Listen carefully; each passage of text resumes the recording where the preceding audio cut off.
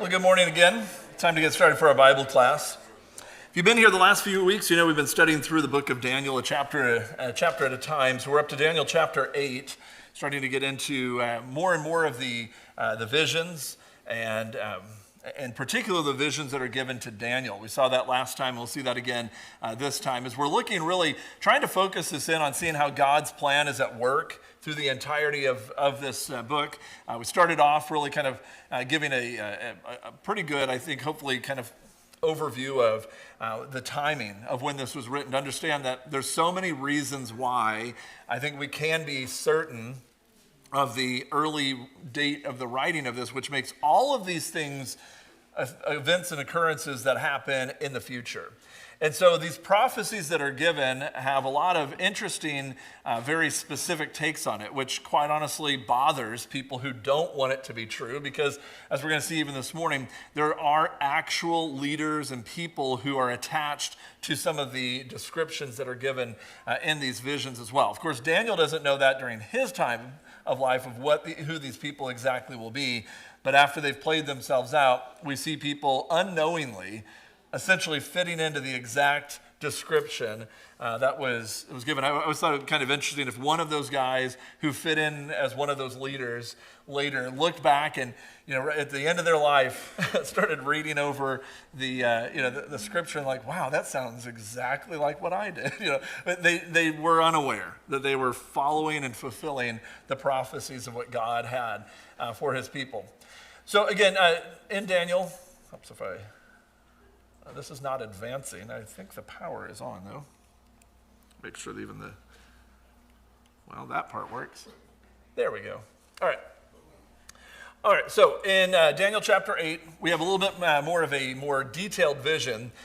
This is essentially, I guess you can call it the fourth vision, although two of them, or of these four, only three have to do with the same topic. There was a fourth one of the two that were given to Nebuchadnezzar. His first one had to do with four kingdoms. His second one very specifically had to do with what was going to happen during his kingdom. So it's a little bit different in that sense. But then there's two more. We had one last week directly given to Daniel, and then this one also directly given to Daniel in Daniel chapter 8. So I asked Josh, because I always have a tendency to forget to stop at the verse I told him. So I said this time I'm going to verse 1. So Josh, if you're ready, go ahead and read verse 1 for us.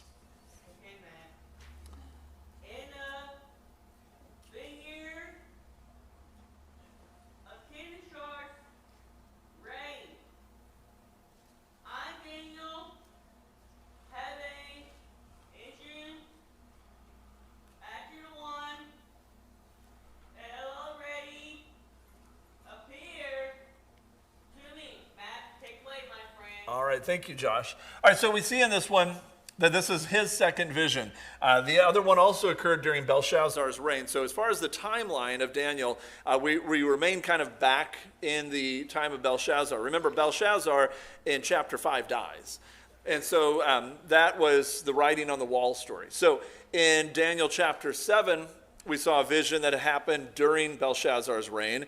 That one had occurred as well. And so then we see this one, which is also going to occur during Belshazzar's reign. That one was 2 years later, though. So 2 years has gone by since Daniel chapter 7. And so Daniel has this vision. In my vision, I saw myself in the Citadel of Susa in the province of Elam. In the vision, I was beside the Ulai Canal.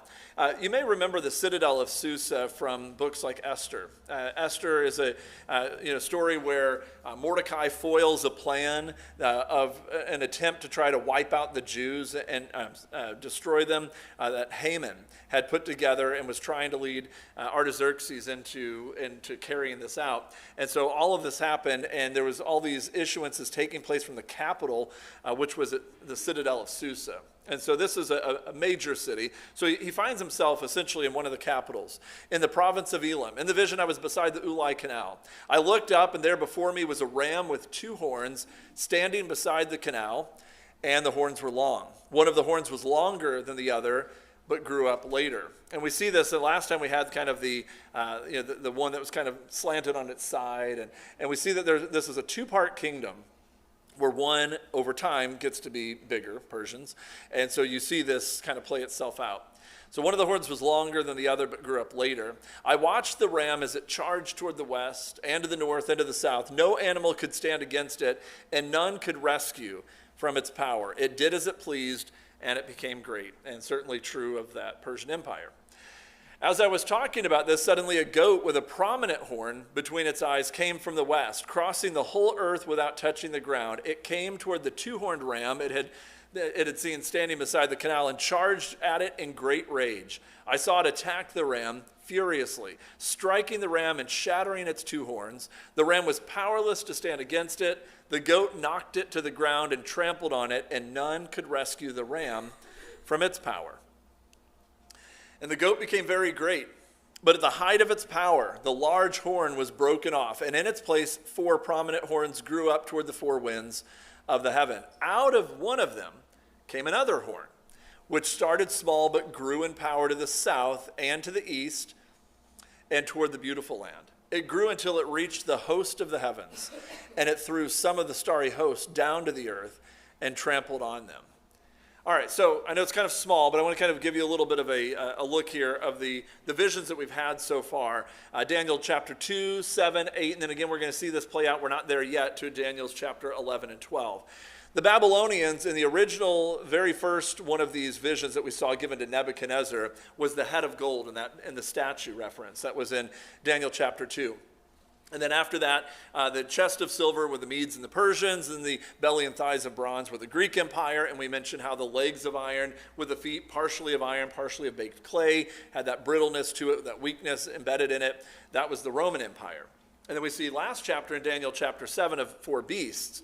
And again, the 4 beasts representing these same 4 world kingdoms. The lion, the bear, the leopard, that being the Babylonians, the Persians, the Greeks. But then this terrifying beast, in which time Jesus would come and establish the kingdom. All of that was during the time of the Roman Empire. This one, there's no reference to the Babylonian Empire, probably because they're already gone. So there really wouldn't make much sense to talk about them. We're already in the Medo-Persian Empire during this time. And so it starts with that, and it's really a specific prophecy talking about how those two are going to change over. So there's no mention of the Roman Empire on this one. So these horns are different horns than we had on the last one. Remember last time there was a horn, there was 10 horns, and the 11th one was a little bit more prominent. So we had that last time. And we looked at the comparable passage of that in the book of Revelation talking about the Roman Empire. Again, there's horns on all of these, horns representing these kings. In the case of the Medo-Persian Empire, the rams had 2 different horns because they had 2 different leadership roles in this kind of dual kingdom, this dual one, until the Persians really kind of take control of that. But during that time, the Persians are taken down by the Greeks, and particularly by one particular king that swept across the earth with extreme speed, so as if not even touching the ground. And we'll see that. So again, talking about later, one of these rising up out of this time period of the Greek Empire, it set itself up to be as great as the commander of the army of the Lord. It took away the daily sacrifice from the Lord.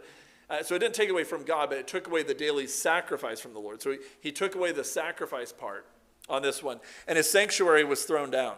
Because of rebellion, the Lord's people and the daily sacrifice were given over to it. It prospered in everything it did, and truth was thrown to the ground. Then I heard a holy one speaking, and another holy one said to him, "How long will it take for the vision to be fulfilled?" The vision concerning the daily sacrifice, the rebellion that causes desolation, the surrender of the sanctuary, and the trampling underfoot of the Lord's people. He said to me, "It will take 2,300 evenings and mornings. Then the sanctuary will be reconsecrated."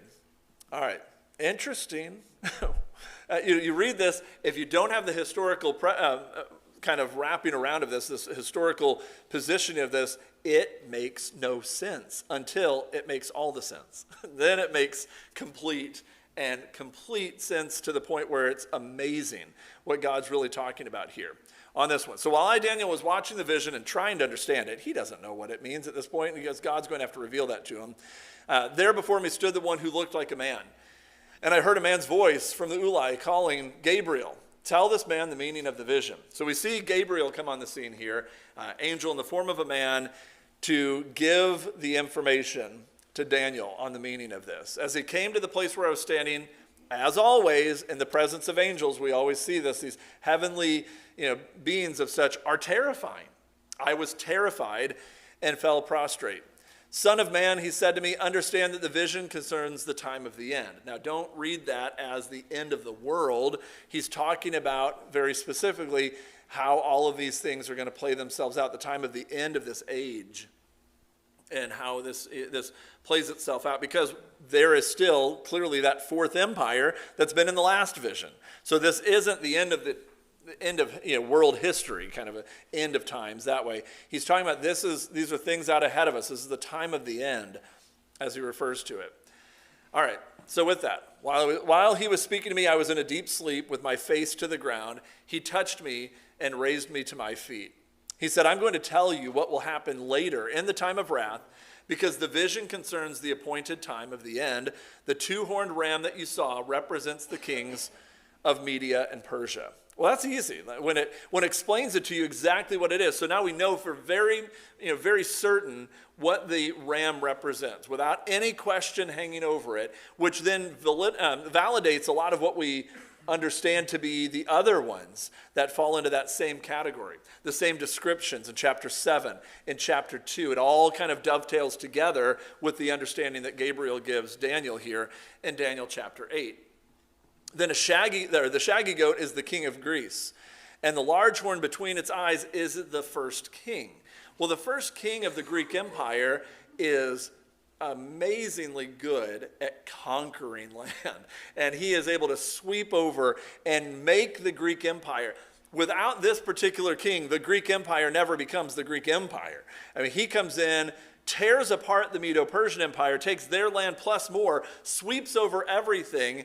And it says, then the four horns that replaced the one that was broken off at a rather young age as well, represent four kingdoms that will emerge from his nation, but none will have the same power.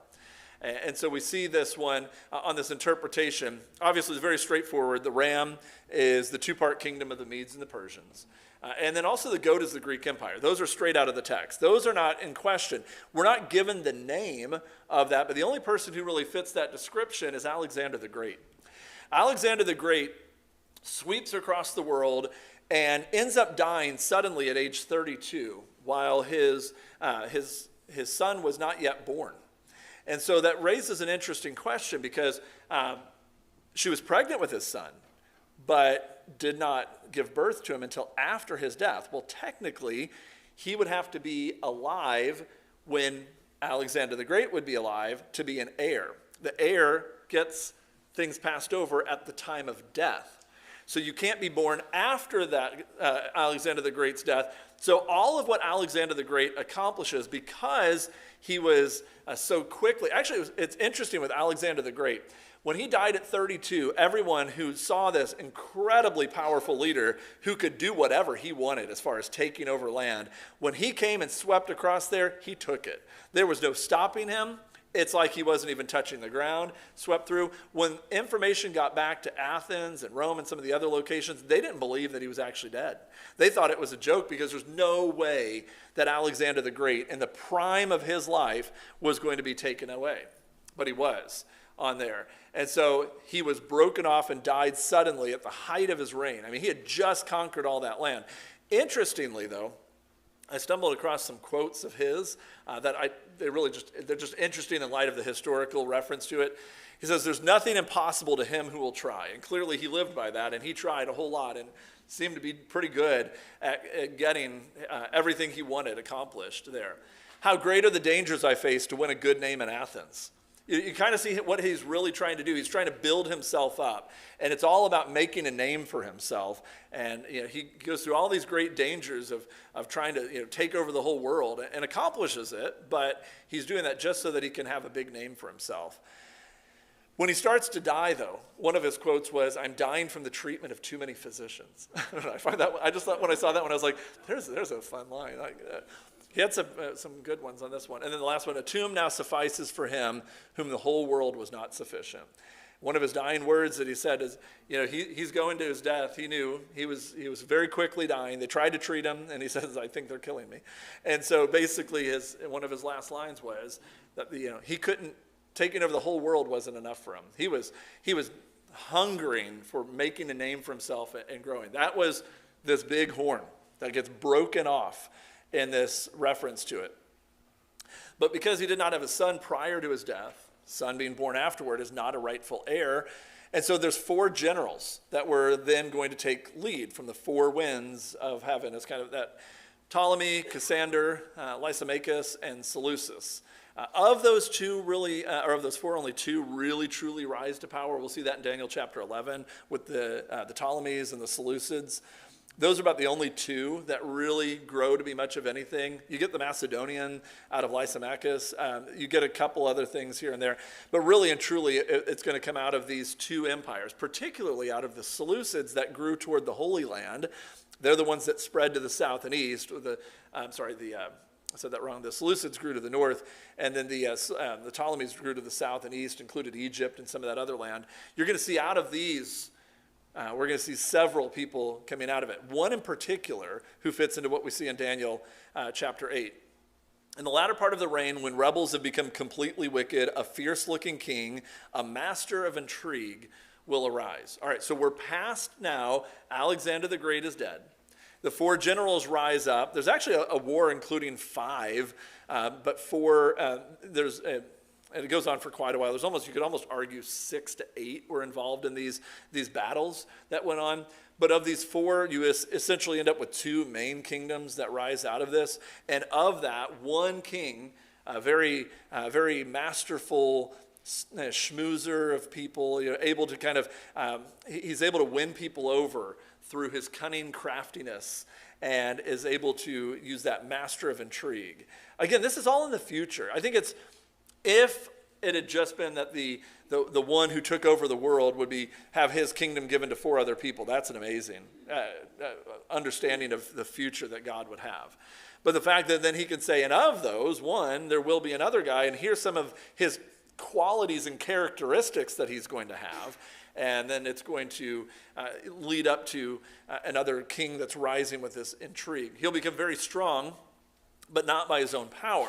He will cause astounding devastation and will succeed in whatever he does. He will destroy those who are mighty, the holy people. He will cause deceit to prosper, and he will consider himself superior.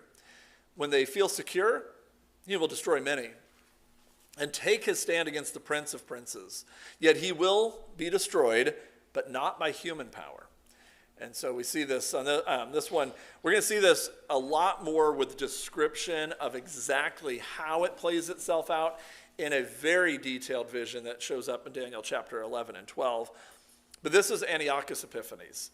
Antiochus Epiphanes is a guy who, as we're going to see later in the coming weeks, was one who had just a tremendous and just an unfortunate ability to take people through his cunning ways and completely rot everything out around him. And he did this within God's holy temple as well. And so we see this. What he ended up doing as he takes over that area, he ends up moving into the temple with his people, sacrifices pigs on the altar of God to the god Jupiter. And so again, and this lasts, interestingly enough, for about 6 years and 4 months, that 2,300 evenings and mornings that we read about. And so all of this, God knew this was going to happen. For a little over 6 years, they're going to go there and they're going to desecrate my temple. They're going to have pigs. The unclean animal that you're not supposed to be sacrificing to me, they're going to bring them into my altar, and they're going to be sacrificing them on my altar to a different god. It doesn't get more problemsome for what the Jews have allowed to happen at that point than this. Now, part of that was nobody could resist him. Nobody could stand up against him. He had too much power that way, and he was able to do that. But the fact that he did this, Antiochus Epiphanes is a horrendous person when it comes to what he did in the setting of the Jewish people. So the vision of the evenings and mornings that has been given to you is true, but seal up the vision, for it concerns the distant future. This is somewhat of a shorter chapter, and I knew it wouldn't quite take the entirety of the time to get through this. But I did want to kind of talk about this little part right here. It concerns the distant future.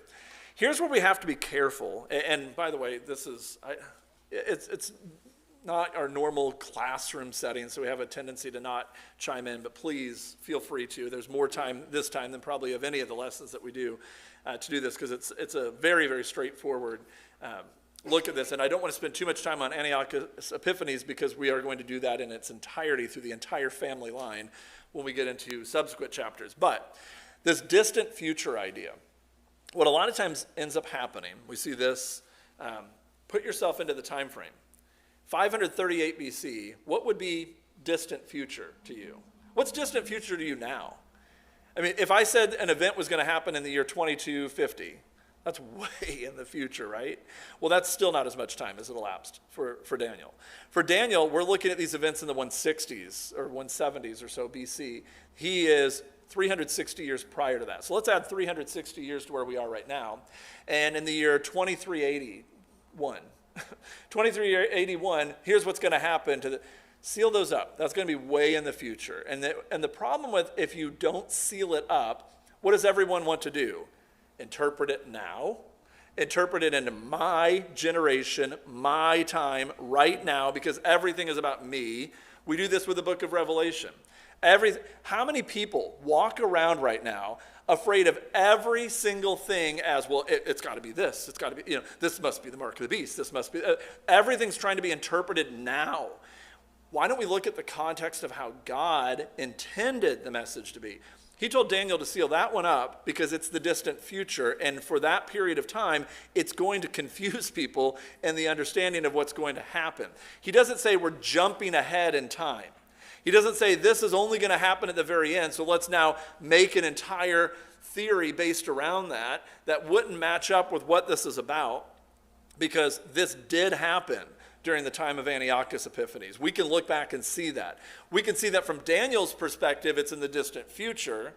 And from our perspective, his distant future, we're so distant in the future, we can look back and see that it already happened. And we can look at that. The same way we take these understandings in these passages and we put them in their proper context with the proper, the proper indications of who is at play here. The scripture's pretty clear. It's the Medo-Persian Empire followed by the Greek Empire. That's who's in this chapter. So for us then to say, well, there must be something way off in the future, and then we find some verse that sounds similar in the imagery in the book of Revelation, to then try to say, therefore, let's apply all of this into the future as though it's all future stuff, gets us into a little bit of a quandary. Because even when I was looking at this, and I was looking through some of this, and I was trying to, I like to look and see what other people's interpretations are as I'm looking through. And one of the ones that I stumbled across says exactly what I thought. They put this enormous gap of time there, and they want to eliminate Antiochus Epiphanes as the one who fits this extremely well, and wants to then apply this much later into something that is more distant, as though we're going to have some coming Antichrist who is going to then lead in this time period of this and that. And then I said that the fallout to that, and this is where the quandary comes in, is that if you then fall into that trap of believing all the events of the book of Revelation have yet to have occurred and are in the future, then every single reference in that book, which was spread through extreme danger throughout the Roman Empire for the potential of persecution against them, the purpose, as we see in places like Revelation 10, where the souls under the altar are crying out, how long until my blood's avenged? They wanted to get them some comfort right then, right at that point in time. They wanted them to be comforted that God wins. Don't worry, the Romans don't win, God wins. All of these things are shortly to come to pass. These things are about to happen. These will shortly come to pass. Over and over. That said, all of that would be wrong if it doesn't happen for 2,000 years. And so we have to make sure that we don't try to insert that selfish, we want to see this stuff in our generation mentality, and to go back and then make God out to be someone who didn't hold his word. Also, as we mentioned too, you always have to put it into perspective of the rock not carved out by human hand was established as a kingdom during the time of the Roman Empire. Jesus, who is at his throne reigning right now, is not going to take a demotion and come to here and reign later. There's no reason why he would leave the throne room of heaven over his eternal kingdom as king and come here to this messed up planet and reign here. It doesn't make sense. It would show up in other verses somewhere else. That is a complete misinterpretation of what is clearly written about in these verses, is that these things were going to happen during these very particular times. And when you put it all into perspective and you put it all together, it all matches up, and it gives us this piece of understanding that Christ did exactly what he claimed to do. He was going to come, just like John the Baptist said, the kingdom is at hand, the kingdom's near. He came, and guess what? He established it. Just like, so when I was looking up these things and I saw that gap, one of the things said was the kingdom wasn't quite fulfilled then, he'll fulfill it later. And I thought, oh, how can you accept that way of thinking of Jesus failed in his first arrival, and we have to wait till his second coming before he can finally do what he set out to do. Jesus did not fail in anything he set out to do. He fully accomplished it. And so that's one of those things that you look at this, we have to be really careful as we read through these. We're going to get to a point in Daniel chapter 11 where this very straightforward, we can attach a name to every one of these, breaks down on us. And we have to be really careful then to not jump into the, well, it must be in the future, kind of a mentality, because some of those things we just don't have historical record of who the reference is, but we have 95% of it laid out with exact names attached to it. And the love triangles and the all sorts of stuff. I mean, there's some weird things in Daniel 11 that play out perfectly in history. But when we get to those points, keep coming back to chapters like this one, that the clarity is perfectly there to understand that God knows the future. And if we can't figure out what God was talking about in that, then we just can't figure it out. Not there's some secret understanding that we're supposed to get to or whatever. Does that make sense where I'm going with that? It's kind of like use these chapters as kind of that faith building part, so that when we get to the really tough one, 11, when we get to that one, that we can get through that without that loss of where we've been on this one. Anybody have any other thoughts? Yeah. Just that you're quite correct. I believe some of the stuff years and years ago, but I've heard people in recent times talk about, oh, this stuff in Daniel, like it's being prophesied for Daniel, or within my lifetime, or somebody's lifetime, Yeah. in the future. And I think it just blows my mind. I really appreciate you doing this, because there's people out there that screw up Daniel and screw up Revelation to their detriment, because they got this salvational notion about, I don't know. Well, It and makes sense to me. and the other issue that really rises up out of this was, I think if we, not only do we put Christ into a brief moment of failure, or period of failure on that one, but it has a tendency to absorb people's thoughts as though this is the end-all be-all of our Christian living. Our end-all be-all is faith, hope, and love, and the greatest of which is love. I mean, that is really where our focus should be. And so when we look at these things, we look at it so that we can solidify our faith and move on. Interestingly, Hebrews chapter 6, now you got me into a sermon all of a sudden. Hebrews chapter 6, it talks about, in the very first few verses, it goes through and it mentions all those elementary teachings that we should hopefully move on. One of them is the teaching about the end times. That is a baseline, quick understanding, foundational thing. You move on from it and you build up your house of love. And it's interesting how much of Christianity as a whole spends all that time head down staring at the foundation over and over and over and over and over, forgetting to build up toward that house of God that builds upon that foundation. So, any other thoughts? I thought I saw a hand go up in the back, but maybe somebody was just moving. So, okay, all right, we'll end there.